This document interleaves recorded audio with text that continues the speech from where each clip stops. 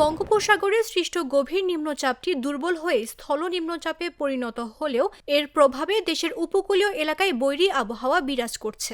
শুক্রবার ভোর, সকাল, দুপুরে হালকা মাঝারি ও ভারী বৃষ্টিপাত এবং দমকা হাওয়া অব্যাহত রয়েছে। সাগরে জোয়ারের পানি স্বাভাবিকের চেয়ে 4 থেকে 5 ফুট উচ্চতায় প্রবাহিত হচ্ছে। উত্তাল রয়েছে সৈকত তীর।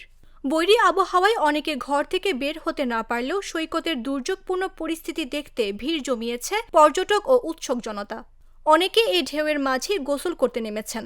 তাদের তীরে ফেরাতে লাইফগার্ড কর্মীরা হাঁকডাক করলেও কাউকে থামানো যাচ্ছে না। শুক্রবার দুপুর ও বিকেলে গিয়ে এমন দৃশ্য চোখে পড়েছে। বৃহস্পতিবারেও একই অবস্থা ছিল সৈকতে। সরেজমিনে দেখা যায়, বৈরী আবহাওয়ার পরও সৈকতের কলাতলী, সুগন্ধা ও লাবণী পয়েন্টের বেলাভূমিতে ভিড় করেছে বিভিন্ন বয়সী মানুষ। নিয়মমতো পর্যটক ও দর্শনার্থী সেবায় থাকা ঘোড়াসহ নানা অনুষঙ্গ নিয়ে এসেছেন সেবা দেওয়ার লোকজন। চলাচল করছে বিচ বাইকও। অনেক নারী পুরুষ গোসলে নেমে ঢেউয়ের সঙ্গে খেলছেন। তাদের নিরাপদে নিয়ে আসতে বারবার তাগাদা দিচ্ছিলেন সি সেফ লাইফগার্ডের কর্মীরা।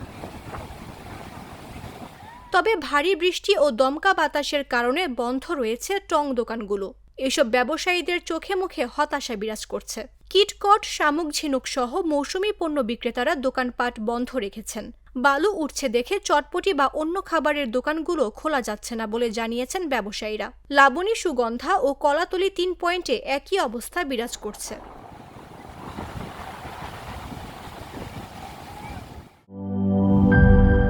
জীবনের সাথে চলে high five, all time healthy life.